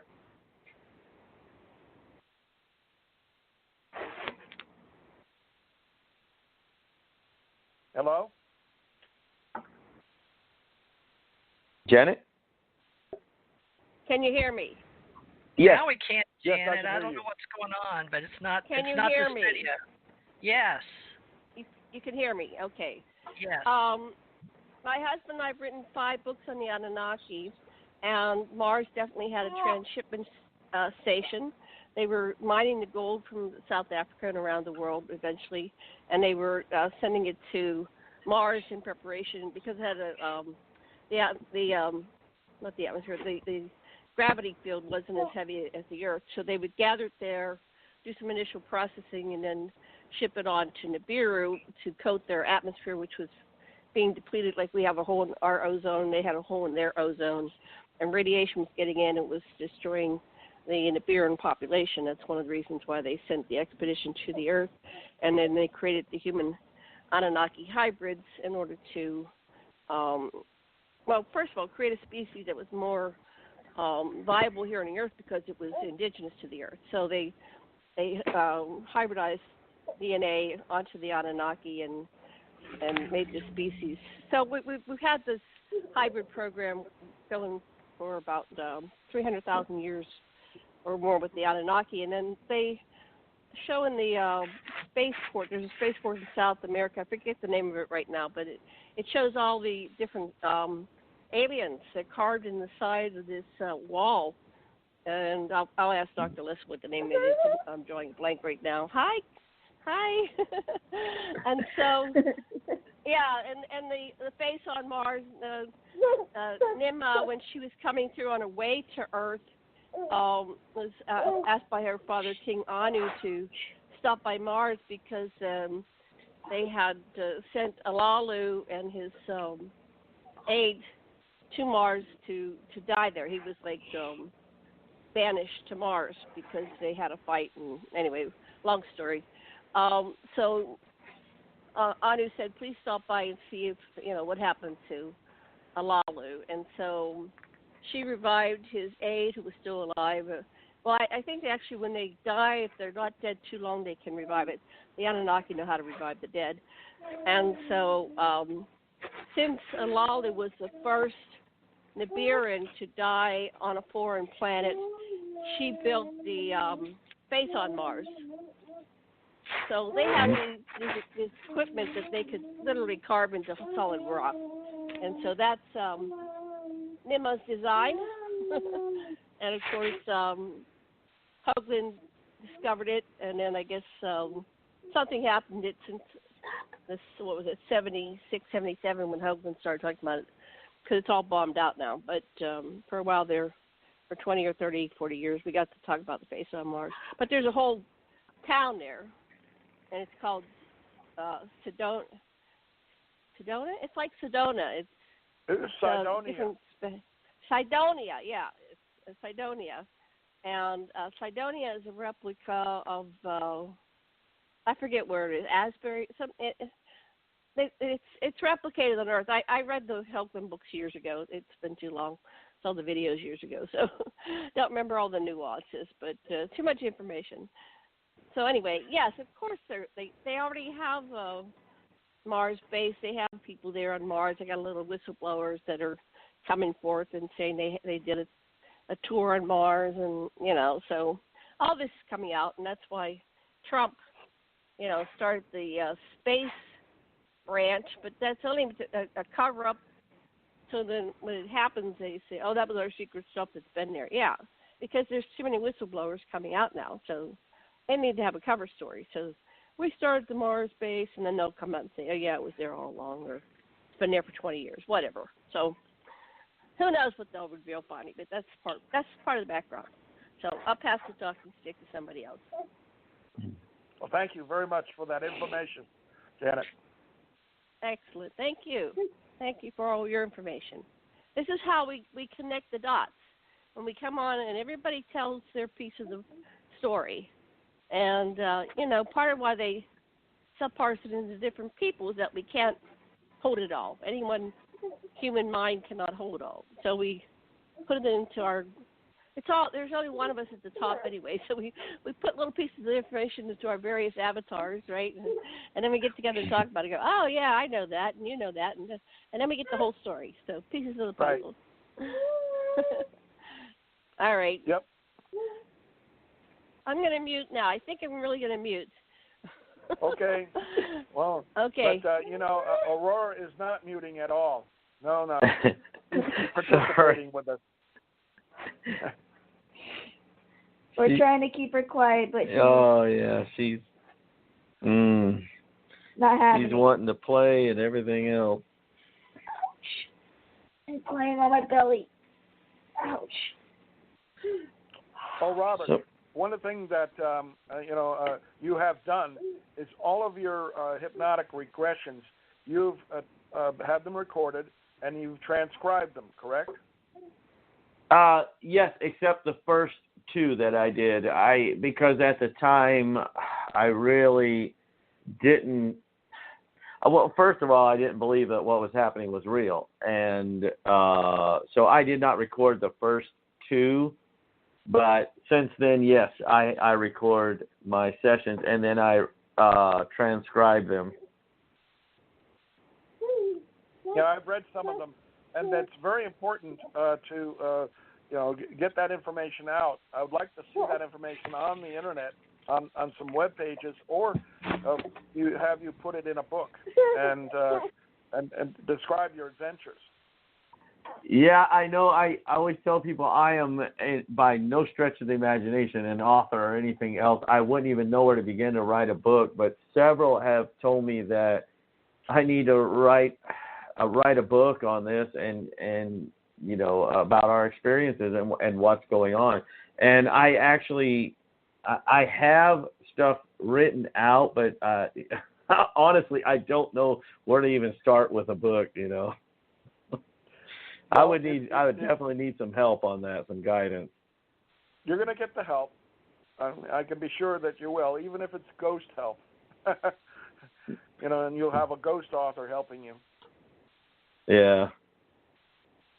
But yeah, I'd be interested. I wasn't at first, and in fact, when I went to Contact in the Desert, Joe Lewells and Barbara Lamb and I were all there together, and Joe and I got to really do some good talking over there, and he was under the same impression that I should really be writing this stuff out. And I have to admit he's right, because I don't think I don't know any other way to get the information out.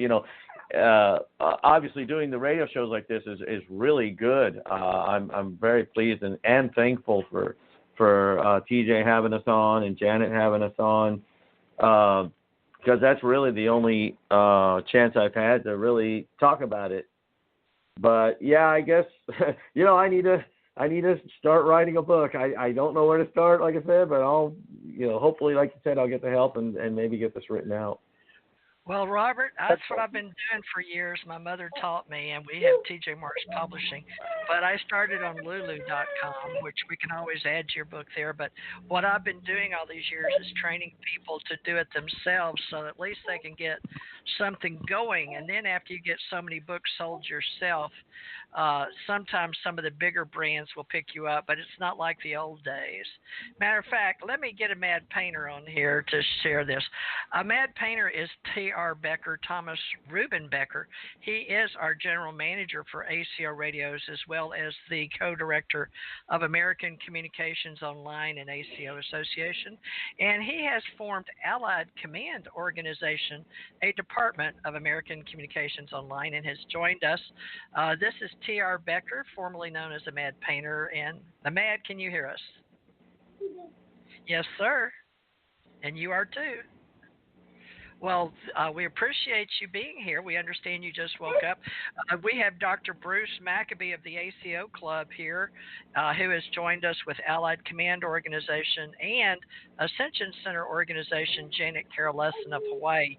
Mad Painter, could you tell us a little about what the Allied Command bi-monthly that we're doing?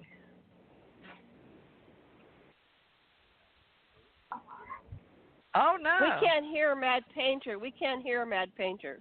If he's talking, we can't hear him. They can't hear you, Mad, so I don't know why. You didn't call into the show. Oh, okay. Well, you'd have to call in. Oh, your head's not working. Okay, Bruce they can't Cornet, hear you. Not Bruce Maccabee. Oh, it's Dr. Bruce Cornet today. Not Dr. Bruce Maccabee. Yeah. Okay, I will tell them about your magazine, Doctor. About my book? Okay. Okay, I didn't know you fell off a ladder. All right, I'm so sorry, Ahmed. We missed you so much. All right, will you call me today or tomorrow when you have time, or you want me just to meet you on your program? Are you going to do your program Sunday? All right, that's 11 to 3. All right, this isn't being heard, so let me get back to the show, Ahmed. But if you can call in and just, if you want to, 347. Okay. All right, love you. I'm going to let you off here. Okay, bye. Okay, I'm sorry, folks. He called me in. I thought you could hear, but apparently you can't. So he did that intentionally because he said he fell and he's hurting really bad. He's a physical painter during the day, but he runs several of our, my stuff. But anyway, I appreciate him and Janet Carroll Lesson and I and him pay separate bills, but we also pay bills together. And I guess we can start paying some more bills with Dr. Bruce Cornet and Robert because they're doing a pretty darn good job without a Mad today. So I'm impressed. Janet, how about you? Yeah, I'm sorry I wasn't here for the whole thing. I had fallen asleep too. It's a rainy day. Oh, okay. It's a rainy day here too. That's odd. Cold. So, Bruce, is it raining in Texas? No, it's parts of Texas, the east, southeast, yes.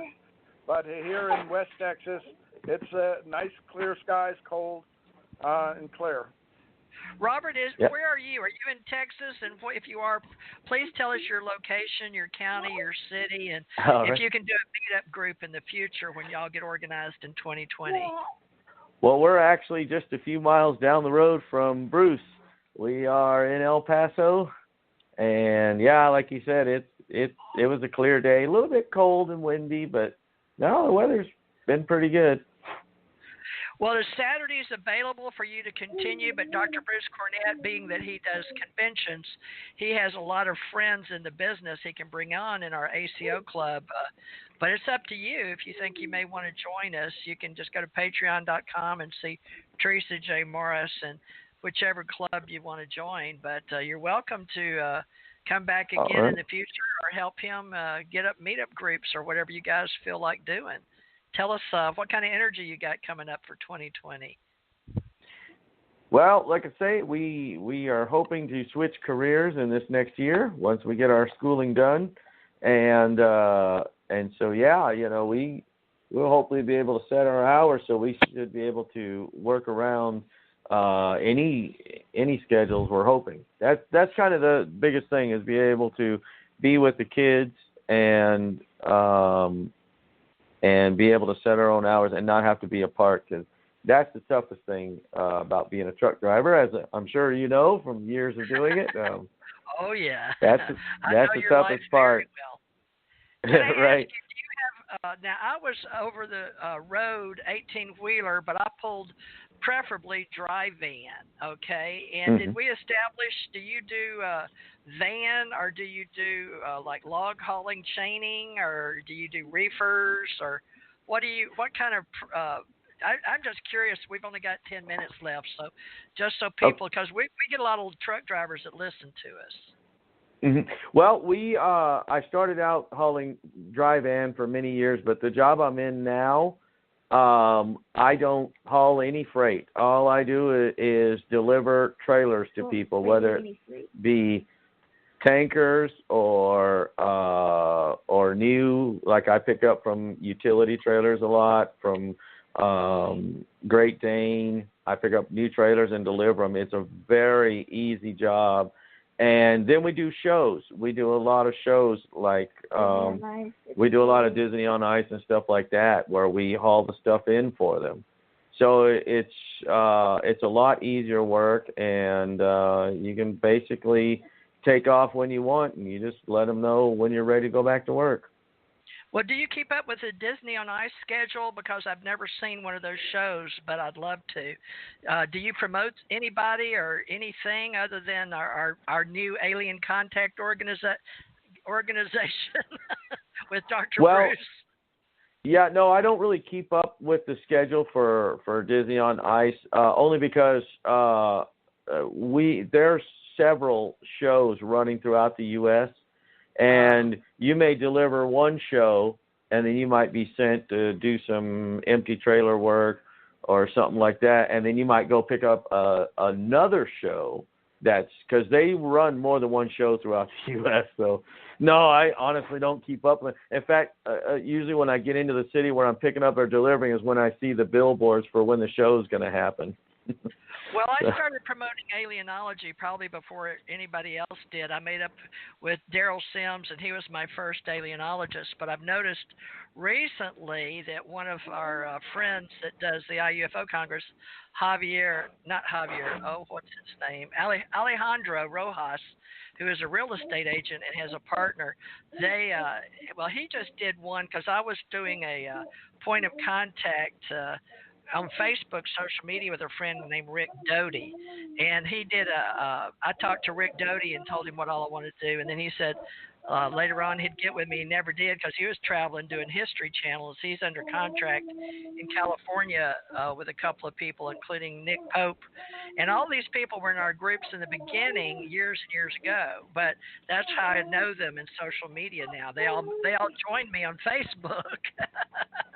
So Facebook has been good for hooking people to me, right, in social media, but not doing much for my ACO club. But I'm just in 2020 going to start promoting alien contact organizers with my Ascension Center organization, and also my Revolution Radio Club with Mad Painter.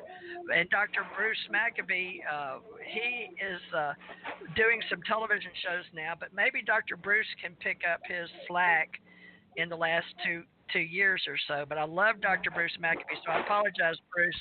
No disrespect by mentioning you were Bruce Maccabee. It's a Freudian slip, Dr. Bruce. Tell us how you know Dr. Bruce Maccabee, please. Bruce, tell us how you know him. And, we know each other since the 90s, and have met at various conferences in New Jersey and elsewhere. And we got to respect each other's work quite a bit. And then the History Channel had us on together on a special called UFO Vortexes, which aired in March of 2008.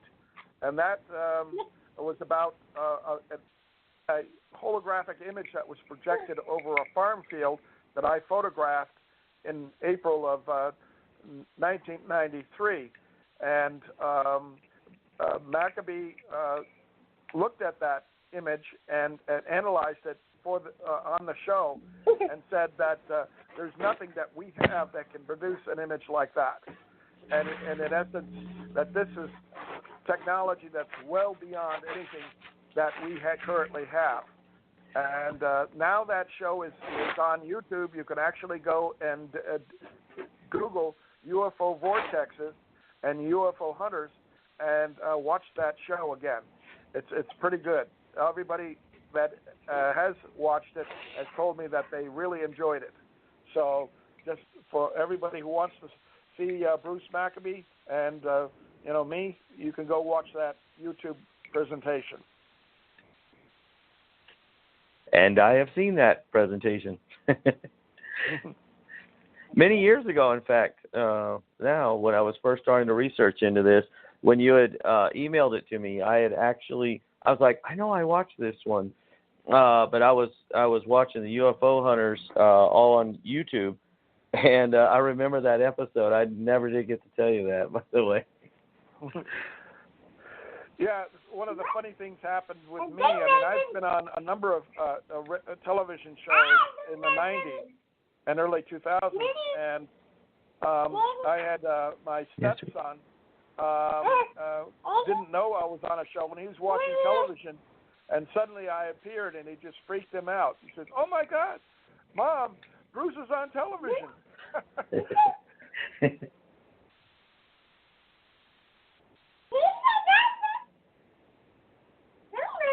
That's right, Aurora. Yep, she's trying to talk. She wants to talk to everybody. Did you want to say hi? Can you say hi to everybody? Say hi. Say hi.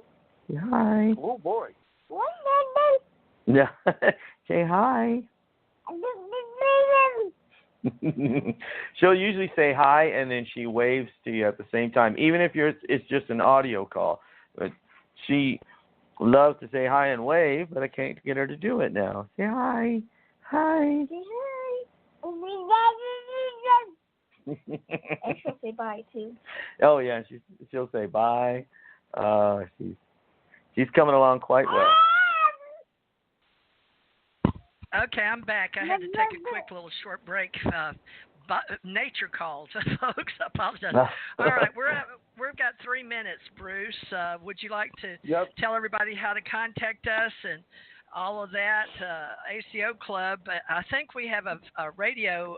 A group, or there's several pages, folks, all kind to reach Theresa J. Morris and Dr. Bruce Cornet. But Bruce, please, while we're organizing our ACO club, I said patreon.com is the easiest way if you want to help us, / Theresa J. Morris. How do they contact you, Bruce?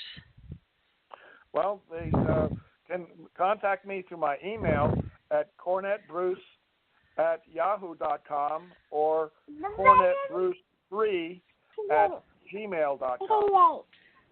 All right, cornetbruce3@gmail.com, folks. Janet Carolesson, aquarianradio@gmail.com, and TJ Morris Agency, if you'd like our assistance in your book publishing, in your chapters, etc., or if you would like to be marketed and promoted in our ACO club with Dr. Bruce Cornet and Robert Harbor and Jenny, if we can get them where we can mute their baby, they can come back. But she is definitely trust me, she's going to be doing more than radio in the future. I'm sure she can't wait to be at all these UFO events and things that Dr. Bruce Cornet will be at the Laughlin UFO MegaCon. It is Bob Brown Productions, and he's been in business probably 30 years or so. And Janet Carolesson with Dr. Lesson in our Ascension Center organization in Hawaii. And we'll be getting together, folks, with Janet Carolesson, and she's going to be doing a show tomorrow, Sunday, 8 o'clock on Revolution.radio. And in the morning, please join a Mad Painter 11 to 3. Jenny and Robert, you're welcome to join him tomorrow 11 to 3. Just tune into Revolution.radio Studio B. You just go on Revolution.radio Studio B. And brushes. Yeah. And we'll be back Thursday for Portal Stargate. Janet, we've only got a minute left. Go ahead and enter. We can go over a minute or two, but tell them whatever you want. Oh, just wanted to invite you to come on to my show. What is it called? Sacred Matrix on Sunday. Stargate and Cosmos will not be on for the next 2 weeks due to the holiday season. So Sacred Matrix on Sunday with, who was it? Bridget is our last show of 2019. So do join us. All right. So she's closing out one show. Sit Twitch. We're going to have Sit Twitch on. That's a group on another show on Revolution Radio, and we're going to be talking about paranormal, ghosts, and all kinds of stuff like that. So, all right. So Portal Stargate. Going off, and 29th Sit Twitch. On, do we have anybody Sunday. on Portal Stargate Thursday? Mine and your show? I think this is the last. We have. Yeah, we do. We have Ronnie Dawson. Oh, Ronnie Dawson. That's right. He was on last week. Yeah. Yeah, my birthday, folks. Thursday. December 26th. Please tune in. It's my birthday. Same time today. It's on Revolution.radio 4 to 6. This is our regular time, 4 to 6. But we do mini shows, and I can book 2 hours a day. Every day, and I have many other 24-hour radio stations, and I can book you, just make you one on Skype and throw it up on your YouTube channel if you want to help us market and promote our ACO club. Dr. Bruce, if you're interested in a UFO association, there's a directory, folks. It's only $1 or $2 a month. If you want to put your photo and bio and your link to your patreon.com, I'll be doing that. So, Dr. Bruce, do you want to sign off? I will sign off, and thank you very much, Robert and Jenny, for your contributions, and thank you, Aurora. Thank you for having us. Now, you're going to be back? Dr. Bruce, do you want to do a show next Thursday? No, Saturday. Let me do some searching. I have some other possibilities for people to interview next Thursday, okay? But that's the day after Christmas. And there's no problem with that? No. Well, the timing is I have a show on another channel, but I can't book that 2 hour, but I can do you a 2 hour after, preferably Thursday night, 8 to 10 Eastern. You'll have to pick up the late show on my birthday. Okay. If you can book the 8 to 10 Eastern, whoever you want, 8 to 10 on Thursday, and then 4 to 6 on Saturday. So you and Robert can work on the 4 to 6. Okay, let me see what I can cook up. Okay. Thank you. All right. You did a good job producing, co-producing. Thank you, Janet. And Janet and I will be back Thursday for sure. Maybe Bruce and Robert on Thursday, if not Saturday. We hope for sure. All right. Thank you, Robert. All right. You did a good job. Learn that Skype so you can help bring people in. I will. All right. Bye-bye. Love and light. Thank you, everybody. Good night. Thank you. See Thank you online. Thank you, Robert. You're ACO Club now.